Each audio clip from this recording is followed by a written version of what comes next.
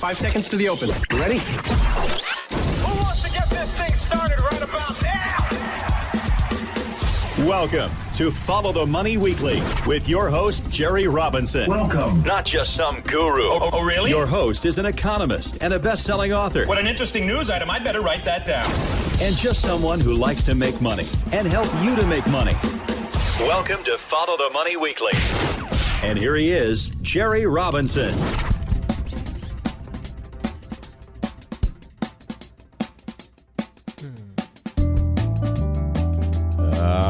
Friends, welcome to you all around the world. Welcome to Follow the Money Radio. My name is Jerry Robinson, an economist and author here to help you understand the economy and how to profit from it. Great to have you here. You can find us online at followthemoney.com. And am I excited about today's broadcast entitled Cryptocurrency Investing for the Long Term? You know, we've done a lot of things for our membership audience, all of our members. We have done a lot of things on cryptocurrency investing. We have provided a portfolio. We've made some good money from cryptocurrencies over the last several years. But 2018 has been a very different year, hasn't it, for cryptos? It's been a tough year. A lot of sell-offs across the board, a lot of cryptocurrencies that have just completely gone away.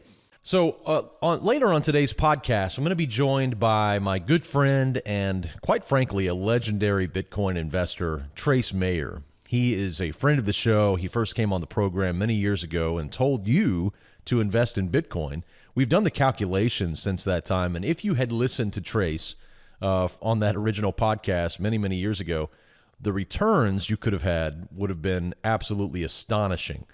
Putting $100 into Bitcoin back then would have turned into, well over $10,000 today. And of course, that's just $100. So, he's certainly a voice to listen to, and we're going to be joined by him very shortly. But before I bring him on, I want to discuss our own crypto investing methods and philosophy with you, the listener. Now, while I bought my first stock back in 1996 and I traded my first option in 2002, I never invested in my first digital currency until 2013. It was early 2013. And while it may sound strange, that qualifies me as one of the earliest major cryptocurrency investors. You see, many investors ignored the digital currencies early on and failed to realize their enormous potential. I was personally introduced to cryptocurrencies by our guest today, Trace Mayer, back in early 2013. And Trace began investing in Bitcoin when it was trading for around 25 cents, way back in 2011. After my early interview with Trace Mayer back in 2013, I investigated. I spent time investigating Bitcoin and some of the other alternatives in the digital currency space, and I began accumulating Bitcoin and Ripple and several others just a few days later. Many of our longtime Follow the Money members also did their own due diligence in those early days and began taking on small positions in these cryptocurrencies. And while there have been peaks and valleys in the price of Bitcoin since those early days, it was nothing like what we have witnessed over the last 12 months. Those who identified the promise of blockchain technology and began investing a small amount of money back in these early days soon found themselves atop a fortune as of last year, as the uptrend in cryptocurrencies caught the attention of the whole world. I have literally lost count of the number of people who have told me that their investment of a couple of $1,000s back in 2013 turned them into millionaires in the waning months of 2017. Now, while I am not a typical buy and hold investor, as you well know, in the stock market, when it comes to a few asset classes such as real estate and cryptocurrencies, I am a buy and hold investor. Since I began accumulating Bitcoin and several other coins back in 2013, I've never sold a single coin. And so far, that has been a very wise decision. My reason for holding cryptocurrencies is simple. I believe that the biggest cryptocurrency buying wave still lies ahead, and it could happen as early as this year. And while trading U.S. stocks makes sense thanks to a corrupt Federal Reserve which distorts the price of money and therefore incentives, cryptocurrencies like Bitcoin are capable of being inflation-proof by design. Because of this ability to predetermine a finite supply, many cryptocurrencies like Bitcoin will continue to rise in price as demand increases. Now, this is not to say that I'll never sell my holdings. Just as there is a time to buy, there's a time to hold, there's a time to sell.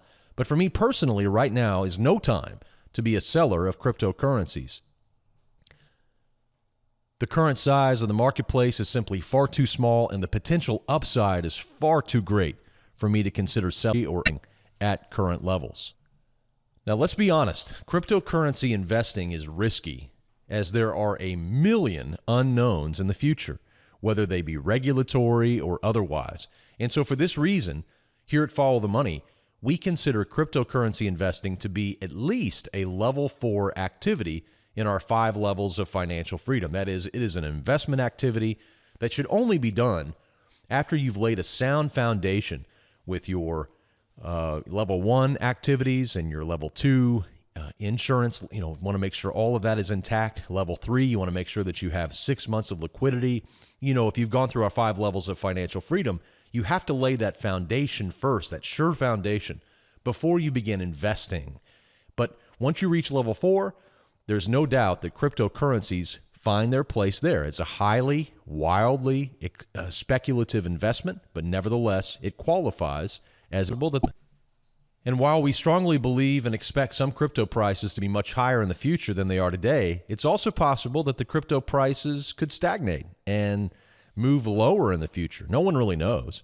So for this reason, it's highly speculative investing, and we think that someone should be in at least level 4 of our 5 levels of financial freedom before aggressively investing in this space. If you're new to the podcast and if you've never heard of our 5 levels of financial freedom, you can learn more about those by going to followthemoney.com/5 levels.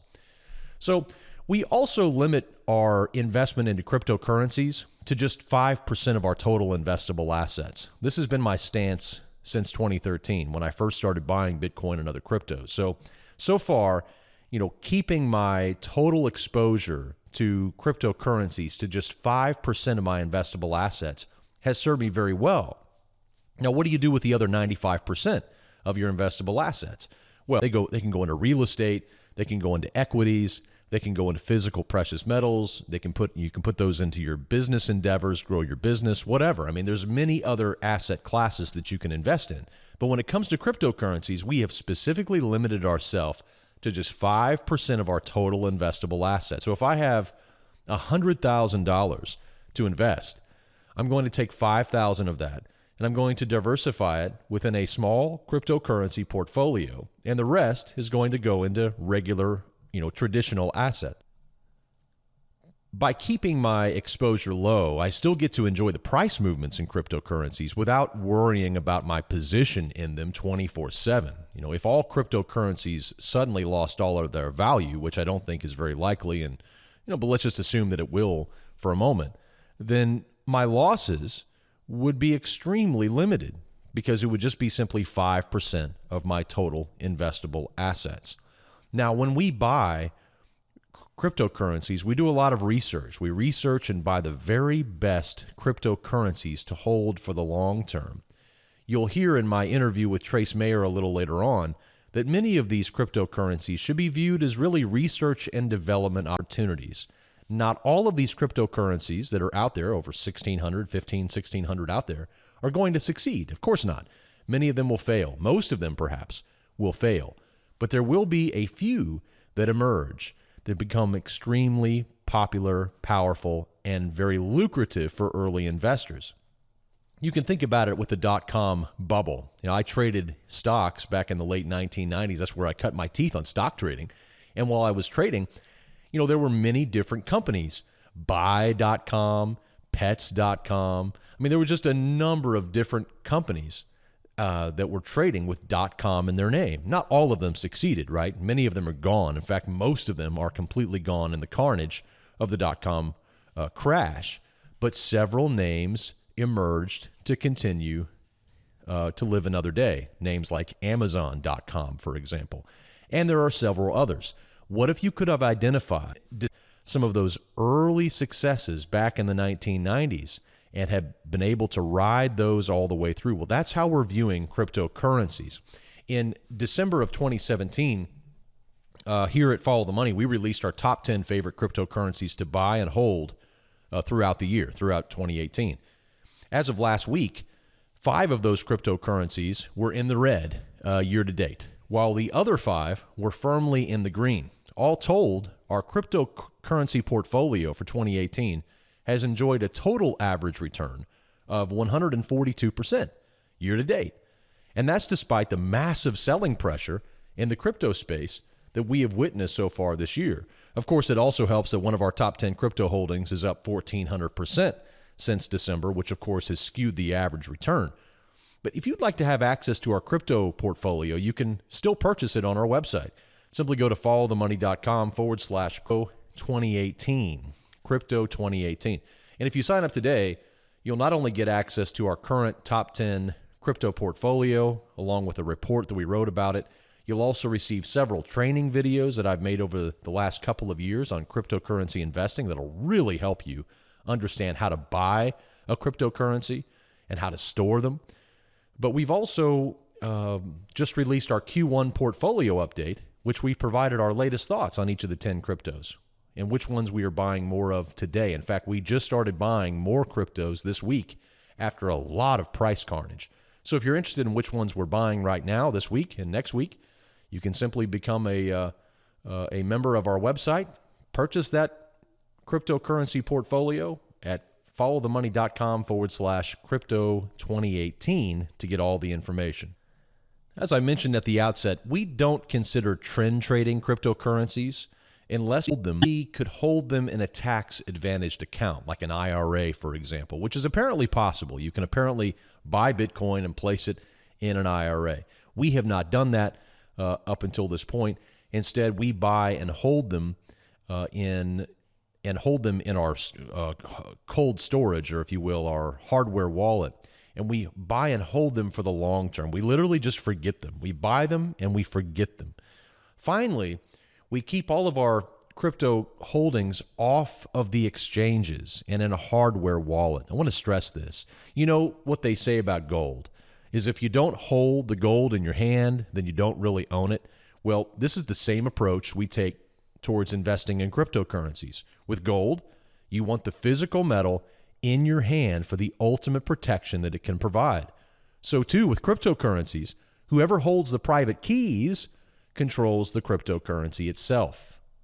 So when you buy a cryptocurrency on an exchange, you don't hold the private keys. You own the currency, but you don't actually hold the private keys of that particular cryptocurrency. The exchange does. Therefore, the most important step once you have purchased a cryptocurrency from an exchange is to then send them to an offline wallet. Whether it is a paper wallet with your private keys written on it and stored in a safe or a safe deposit box, or even better, in my opinion, with a hardware wallet like Trezor or the Ledger Nano S, it is vital that you protect your investment. You can buy a hardware wallet for around $100 online, and it's worth every penny if you're serious about crypto investing. If you leave your cryptos held in an account at the exchange where you purchase them through, then you leave yourself wide open to hackers who are forever and a day trying to crack into these crypto exchanges.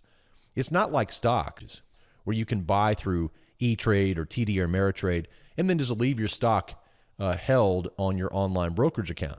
These holdings are insured with stocks. However, that's not the case with cryptocurrency exchanges. Do yourself a favor, a huge favor, and invest in a hardware wallet and protect your investment in this burgeoning space. Now, a special note for those who sign up for our 2018 crypto portfolio service, we will provide our advice on which hardware wallet to buy, as well as step-by-step video instructions from us on how to move your cryptos off of the exchange and into your new hardware wallet. So again, if you're interested in getting access to our crypto portfolio, you can learn all about it online by going to followthemoney.com/crypto 2018. There's tons of information there. And those of you who sign up will get that portfolio right out to you. So you can join us and be buying those cryptocurrencies that we think are going to rise even later this year, but also beyond this year. We are buying cryptocurrencies for the long term. We expect them to be long-term competitors to the United States dollar and to other currencies around the world. So there, we've laid out our philosophy and many of our methods. We limit all of our purchases in cryptocurrencies to just 5% of total investable assets. We also believe that investing in cryptocurrencies belongs in level 4 of our 5 levels of financial freedom. We research and buy the very best cryptocurrencies to hold for the long term. We do our due diligence, and we don't trade them.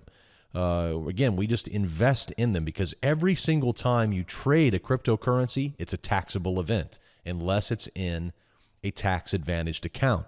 And you do not want to have a ton of tax liability at the end of the year for trading cryptocurrencies. It's much better to avoid those either through a tax-advantaged account or to simply buy conviction buying, doing your research, buying those cryptocurrencies you think will succeed and last, and then putting your money in those and walking away, keeping them, of course, not on the exchange, but in a hardware wallet, which, again, you can buy online very easily. And if you need help learning how to make all that work, simply go to our website, followthemoney.com/crypto2018, and we will show you what we're buying and how we are storing our cryptocurrencies for the long term. All right, so on the other side of this break, we're going to return with today's guest, Trace Mayer. Trace, as you know, has made millions as an early adopter and an investor in Bitcoin, and he'll be here to share his thoughts on the massive price correction in the crypto space and what may lie ahead in 2018. Stick around. We'll be right back.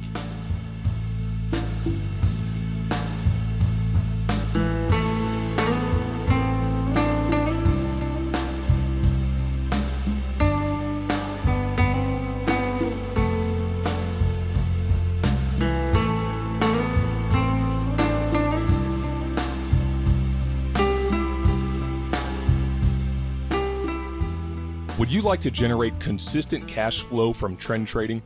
Would you like to learn how to cash in on the next market crash? Would you like to gain an ethical yet completely unfair advantage when it comes to profiting in the market? My name is Steve Penny, and I've spent the last several years learning directly from Jerry Robinson. And this week we'll be hosting a web event called Trend Trading Secrets: Consistent Profits Even If the Market Crashes. Go to followthemoney.com/free webinar to reserve your seat. Wall Street and the banking establishment want you to believe that you can't make money without them. Our community of successful trend traders would beg to differ. We've learned that having the right system, having the right tool, and having the right coach gives the advantage back to the retail trader and investor. We're doing it. We're beating Wall Street at their own game, and I would like to show you exactly how you can too at this week's web event. But you have to register your seat, and they are limited to the first 100, and they're filling up very quickly.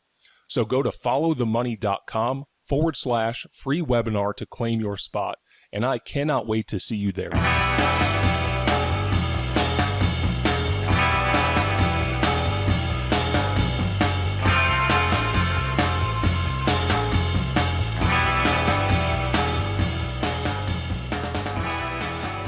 All right, well, joining me on the line today is a cryptocurrency expert and investor and a longtime friend of the show, Trace Mayer. Trace, welcome back to the Follow the Money radio program. Thank you so much for joining us. Yeah, just glad to be here again. Been here several times over the years, and it's always a pleasure to talk with you. Thank you. Likewise. And yes, you have. You have been here many times over the years talking about cryptocurrencies. We started talking about Bitcoin on this broadcast. You were one of the very first people, for those who don't know you, you were one of the very first people who began promoting Bitcoin and investing heavily in the infrastructure, which now exists today. And you were one of the very first early adopters. So it's a fantastic honor to have you back on the program, and I'm sure many people will look forward to the interview today. So let's just dive in. Look, we just ended the first quarter of 2018, and so far this year has been a wild ride for cryptocurrencies. The incredible price movements that we saw upward in 2017 came to a grinding halt at the beginning of this year as tougher regulatory scrutiny sent many crypto prices tumbling, especially over the last couple of. In fact, I just read this morning that Bitcoin is on track for its worst first quarterly performance ever. Does this stuff bother you as a longtime crypto investor? How concerned are you about the current price action and some of the negative sentiment that we're sensing in the media in the crypto space? Yeah, no, it doesn't bother me at all. I mean, it's still up over 10x in the past 12 months. I mean, really, right? What can one expect? I mean, if you can't handle the 60, 70, 80% downswings, why do you think you're worthy of the 20x upswings? But I mean, this is a long roadmap that we're marching down. It's going to take decades to get Bitcoin and cryptocurrency integrated into society, just like it's taken decades to get HTTP and SMTP and these other internet protocols integrated into society, and get things like YouTube and text messages. And I mean, think about it. You can like have a boarding pass to your airplane on your phone. Like, that would be unheard of 50 years ago. So, I mean, the way that this technology is going to be applied and change just the way that humanity functions and organizes itself and business and capital and all of these things, it's gonna take a long time for that to play out, and we're gonna have lots of ups and we're gonna have lots of downs, and it's just gonna be the way it is. And I've been through all of them, and I've called all of the bull runs in advance. So publicly, and there's third-party services that timestamp those calls, whether it's YouTube interviews that I did or whatever. So no, I'm not particularly worried at all.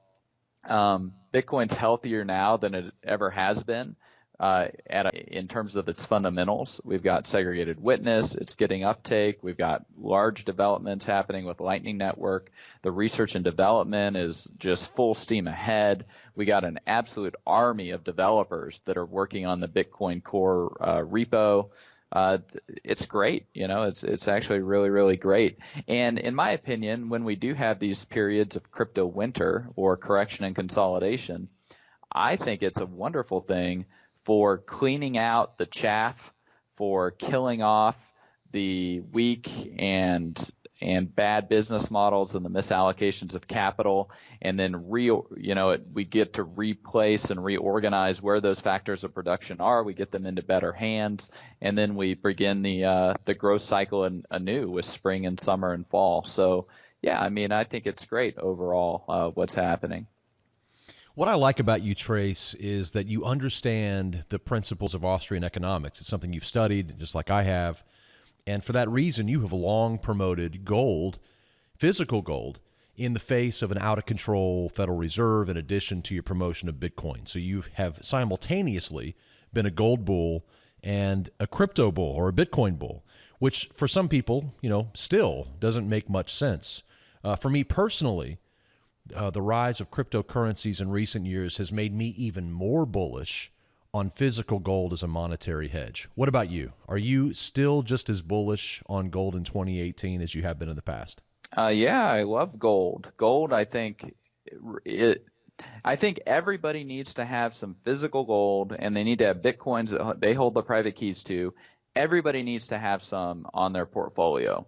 It's just a wise way of allocating capital. And the reason for that is because they're equity-based, they're nobody's liability, they're extremely liquid, and they have a very low risk profile.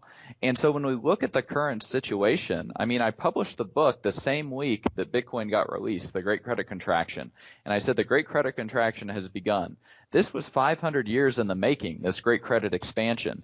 And when we look at the Austrian School of Economics and the final crack-up boom, like, gold is a potential solution. It's either gold or it's Bitcoin, or it's probably going to be both. And I don't think it's going to be dollars, because dollars, they can become worthless. Look at the fiat currency graveyard. There are lots of, altcoins in that graveyard, whether it's pesos or reals or whatever. So, when finally the Federal Reserve is starting to raise interest rates, but we still probably have negative real returns, and that's going to drive the gold price. It's the negative real returns that drive the gold price more than probably anything else. Well, a deflationary environment does that also, because gold is money and nothing else. And when you want safety and liquidity, where do you go? You run to gold. And people might increasingly start to run to Bitcoin if they start treating it and using it as a form of digital gold instead of analog gold with atoms in the periodic table. So, yeah, I mean, I'm still very, I think gold and Bitcoin both, your portfolio has to have them in there, period. And you have, and you need to be a hodler of last resort for both gold and Bitcoin. Now, how much of your portfolio that constitutes, I think you need to be wise and have a risk tolerance and a risk preference that is suited to your own disposition. But it's a part of the portfolio that it goes in and it never comes out ever. and then guess what? You've got this anchor, you've got this foundation in terms of monetary sovereignty. And, in my personal situation, I have lots of equity-based, limited in amount, stuff that can't be printed. I don't do debt, period. Okay, maybe credit cards, but I pay them off every month. But otherwise, I don't do debt. In fact, I like to implode debt. I like to evaporate debt. And that's what you're looking at with gold and silver because, you're not able to fractional reserve this stuff out hundreds of times. I mean, look at the COMEX with gold. There's like 200 ounces of paper gold for every 1 ounce of physical. And then Alan Greenspan testifies twice before Congress that central banks with an S stand ready to lease gold should the price rise. So anytime the price tries to increase, the central banks are leasing physical gold into the market. Well, guess what? Eventually, their price control on the interest rate of money is going to fail to market forces. And the people who are going to benefit from it are those that hold assets that the central banks can't print. And primarily, it's going to be gold, and it's going to be Bitcoin and other assets kind of like them. So, yeah, I mean, I'm hugely bullish on it. And remember, this is a long-term fight. Central banks are some of the largest entities in the world. They have some of the largest balance sheets. They backstop the other largest institutions in terms of balance sheet size. I mean, $1 trillion balance sheets with Goldman Sachs and Morgan Stanley and JP Morgan. And when you hold gold and you hold Bitcoin, you're fighting every central bank and every bank in the world because they're operating on a fiat currency, fractional reserve, debt-based monetary system, and you're declaring monetary sovereignty and becoming a hodler of last resort of an equity-based monetary system. So, I mean, these are two mutually opposed things. And if you're in the equity side of stuff, you can't be margin called, you can't be bullied out of your position. You are the hodler of last resort.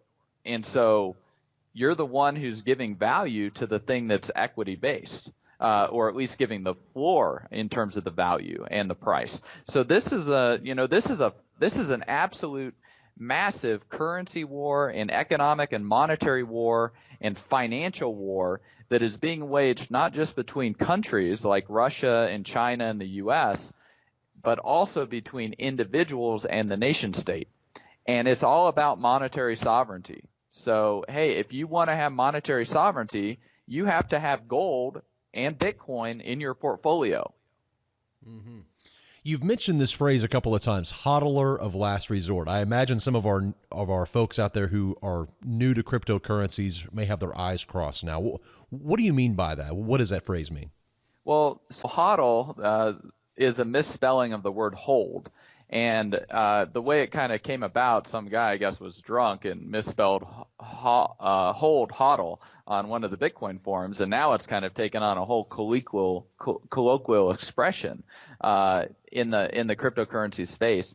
But really, where it fits in, I've talked about how we have 7 different network effects with Bitcoin. We have speculation, merchants, consumers, miners, developers, financialization, and then world reserve currency status.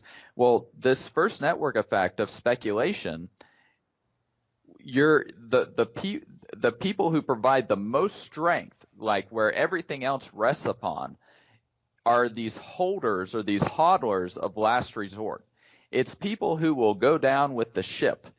They will hold it regardless of what happens, right? And why will they hold it? Well, they'll probably hold it because of ideological understanding. They might hold it for a variety of reasons. But at the end of the day, they're the collectors who are acquiring this collectible and hodling it as a last resort. We have this phrase lender of last resort, and that's what the Federal Reserve the role that it plays currently in the world economy. But like, the only reason they're able to be a lender of last resort is because they have a monopoly on the fiat paper franchise. Yeah, they got the printing press. They got the printing press, and so they can confiscate through inflation, which is a form of taxation without representation and without due process of law. And where do they confiscate or transfer that wealth from? Well, they transfer it from hodlers of last resort of the U.S. Treasury bill in United States, this Federal Reserve notes. And so if you want to be a hodler of last resort, well, what type of asset do you want to hodl? Well, I would want to hodl an asset that's strictly limited in amount. I mean, even gold, you've got nuclear transmogrification, so we don't know necessarily exactly how many ounces of gold are out there. But with Bitcoin, we know exactly how many Bitcoins are out there. And so, if you're going to be a hodler of last resort of an asset, well, what type of assets do you want to hodl? Yeah, and there's a wide variety of them. You can hodl dollars, you could hodl gold, you could hodl Bitcoins, you could hodl like first edition Bibles, these collectible books. They outperform the stock market. You could hodl Steinway pianos, you could hodl Picassos, and some of these things, they don't have a price because they're being hodled by somebody who it's just simply not for sale. Right? Like, how much is the Mona Lisa? Well, you can't buy it. There's no price on the Mona Lisa. Like, it's in the hand of a hodler of last resort.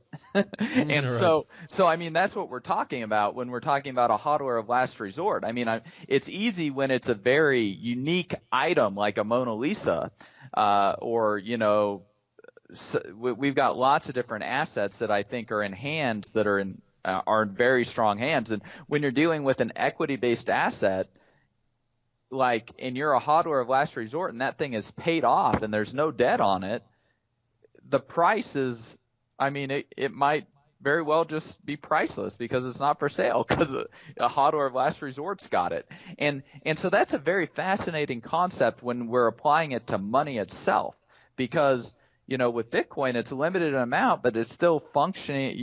It'll be able to function as currency, and we might get these layer 2 solutions like Lightning Network, and then we get velocity speeding up, and all of these things. But if we have hodlers of last resort, the price could literally go to, who knows where it could. It could go to just. I think it could really blow people's hair back. It could be millions of dollars per Bitcoin in terms of today's purchasing power, because we don't know how many dollars are going to be in 10 or 20 or 30 years. So, measuring in dollars is not very useful as a numeraire, especially for a long-term calculation. But in today's purchasing power, one Bitcoin could be a couple $1 million of purchasing power. Who knows? It might even be more, because once you start having retained earnings of companies being held in Bitcoin instead of in treasury bills, and HOAs are holding Bitcoin instead of US dollars in bank accounts, and these are limited in amount, and the world economy is still being productive, then that increased productivity from the world economy, effectively owning Bitcoin, if it becomes this world reserve settlement currency, you're going to be owning basically a share of the future productivity of the world in perpetuity.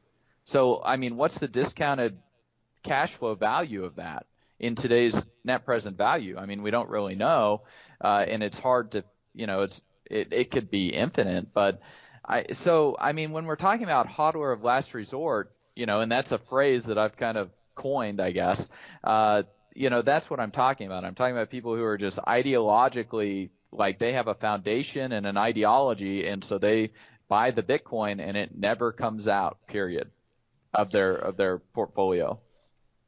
You're listening to the voice of Trace Mayer. He is a cryptocurrency expert and investor in cryptos, a longtime investor in cryptos, and a longtime friend of the show. In fact, for those of you who are new to our podcast, you may not know, but back in 2011, 2012, sometime in that range, I don't have the exact date in front of me, we actually invited Trace Mayer on for the very first time, and it was then that he told our audience and myself about Bitcoin. In fact, off the air, Trace, we had a little conversation, and you urged me to go buy Bitcoin, and I did. And wow, have I ever been thankful for that day over the last several years. Now, of course, this year, we've had a lot of new people dive in. And, this year, by the way, Trace, there are a myriad of competitors. It's no longer just Bitcoin, right? We have Ethereum, we have Ripple. Of course, those were around back then, or at least Ripple was around for a while. But you also have things like Bitcoin Cash, one of the Bitcoin forks. In fact, right now, there are nearly 1,600 cryptocurrencies listed on coinmarketcap.com. What's your take on the rise of these so-called altcoins, especially since the explosion in interest that we've seen since 2017?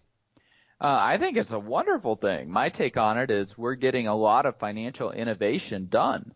I look at these mainly as like research and development projects. Now, keep in mind, anything useful that they're able to prove in the marketplace in an adversarial environment, it'll probably get rolled back into Bitcoin at some point in time. So, I don't necessarily know what I think of their long-term time horizon and value propositions. But I look at them and I think it's just wonderful. I mean, we've had monetary innovation stifled through regulation for decades. And now, Bitcoin is knocked down the door and we're seeing a proliferation of life, kind of like the Galapagos Islands. And the evolution is happening at a much faster rate. And I think it's a wonderful thing. Something to keep in mind, though, is that the network effects are extremely, extremely powerful for Bitcoin, and we don't necessarily see that for a lot of these other altcoins. In fact, one of the largest Bitcoin exchanges, they just decided to close down quite a few Bitcoin Cash or Bcash trading pairs. And so the liquidity of Bcash is kind of evaporating away. And what effect that might end up having on the price of Bcash, that could get pretty painful. So, these are fun instruments to trade, but I don't know that you necessarily want to be a hodler of last resort on a lot of these assets. Well, let's drill down a bit more there, because I know that you are one of the strongest proponents of the original Bitcoin, or Bitcoin Core, as it's often called. And there are variations, as we just mentioned, Bitcoin Cash and others. And then, of course, this myriad of altcoins. Do you personally, and you don't have to share this intimately, all this detail, but just curious, do you own currently, or do you like tremendously any other cryptocurrencies besides Bitcoin in the year 2018? Well, yeah, I mean, I have quite a bit of them because we get these forks that happen all the time, and we get these airdrops that happen all the time. And I don't necessarily want to sell them and incur tax liability, or, I want to structure the timing on when I do that. And yeah, so I mean, just for Bitcoin hodlers, you've gotten Bitcoin Cash or Bcash, you've gotten Bitcoin Gold, you've gotten Stellar, you've gotten Byteball, you've got Bitcore, you've got CMIX, and I actually kind of find the CMIX project pretty interesting. You got Bitcoin Pizza, Bitcoin Top, Bitcoin Hot, Bitcoin Interest, Bitcoin Classic, Bitcoin Classic. Bitcoin World, Bitcoin X. There's tons of them, And so if you're a Bitcoin hodler, you have all of these for free, basically, because the fork has happened. And people were really worried about forks and everything happening, and then Bcash happened in August, and neither network skipped a beat, and actually the price went up. And so I was like, oh man, this is great. So I was talking to some of my friends that are Bitcoin Core developers, and they created this website, forkgen.tech. And you can go there and you can change a couple variables and hit submit, and boom, you've got the complete code forked with your new variables. And so we greatly lowered the barrier to entry to create these forks. And I think that's a great thing too, because then we get more forks out there, and we get more. It becomes harder and harder to rise above the milieu of the forks, right? And so the network effects of the strongest coins, they take further and further and deeper rooting, and it's a great thing because we just have more and more and more coins that are out there, and trading that's happening, and all of this stuff, and so. I think it's a really good thing to have a lot of these altcoins going on. But people should keep in mind that just because it's a good thing to have it all going on doesn't mean that you should allocate any capital to it. The vast majority of them have no fundamental innovation that's taken place at all. A lot of them are just marketing gimmicks in order to basically do pre-mined scams or whatever in order to suck Bitcoins out of people. And then you've also got ICOs and other tokens, and those are perhaps unlicensed, unregistered securities offerings, and you've got all types of fraud, and you've got like discounts that they're giving to people for participating early, which I've never done any of that because I think it's really, really shady, and it's probably illegal. And it looks like the SEC is now brandishing the sword, and so they're probably going to start putting people in jail for this type of fraudulent and illegal activity. So, keep in mind with monetary sovereignty, you're responsible for your choices. And if you calculate correctly economically, you're going to have profits. If you calculate incorrectly, you're going to have losses. And so, I take a very safe, conservative approach to this whole space. But I think it's wonderful that we have all these different species of currencies and altcoins and ICOs. And I think it's just great. The more, the better, in my opinion. We're in our final moments with Trace Mayer. He's going to be one of our guest speakers at the upcoming Follow the Money Summit 2018, coming up May 25th, May 26th in beautiful Fayetteville, Arkansas at the Town Center. You will not want to miss it. Be myself, Trace Mayer, all along with Tom Cloud and many others, experts in different fields of finance. You will definitely want to be there. You can learn more at followthemoney.com/2018 Summit. Trace, in our final moments here, for those of who will be attending the upcoming Follow the Money Summit this May, can you provide them with a little sneak peek of what you're going to be sharing? Well, we were talking a little bit about this before the show. So, I'll probably have a presentation on the main stage where I'll talk a little bit about these network effects, maybe get a little bit of inside baseball in terms of statistics or numbers that I might have access to that most people don't.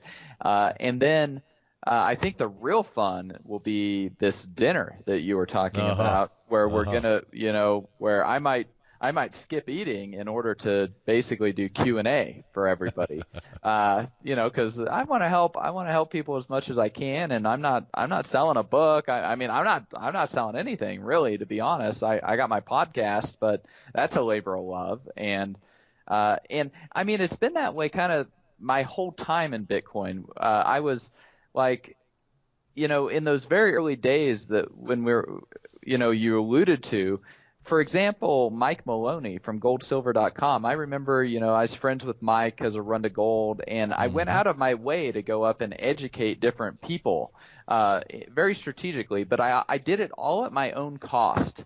And Mike Maloney was one of the people that I paid all my own costs and went up to meet with him. And one time, he wasn't there, and so I met with one of his people that worked for him. But I was calculating, how much I spent on some of that and how much those Bitcoins are worth now. And in Mike Maloney's case specifically, it's like $3 million. So I just try to give myself away as much as possible to help everybody. And so, that's why I'm kind of looking at this dinner as a Q&A, and then bring your questions, and I'll try to help answer your questions as best as I can. Well, you heard it from Trace. Bring your questions to the summit. You can find it online, followthemoney.com/2018 summit. It's going to be a great time. I want to encourage you to go there and register if you haven't already. Trace will be there. Many others will be there as well. Trace, thank you so much for taking time out of your busy schedule. I know you're a very, very busy guy these days. As you mentioned, educating people, helping people, and I love that you have a heart of service like that. You love to help people to understand this very new technology that many people are still trying to get their arms around and their heads around. It's going to be a very long road, and I'm sure very fruitful road for those who are invested. Thanks again, Trace. In our final moments, would you tell our folks about your podcast and other ways they can get a hold of you? Yeah, of course. Thanks so much for having me on again, Jerry. And my podcast is the Bitcoin Knowledge Podcast, www.bitcoin.kn, and Twitter, I'm at Trace Mayer. And that's, where people can kind of hone in on my particular signal, and hopefully they find it to be signal and not noise, because there's a lot of that in this space. There's a ton of noise. We can't wait to see you in May, Trace. Look forward to it. Thanks so much.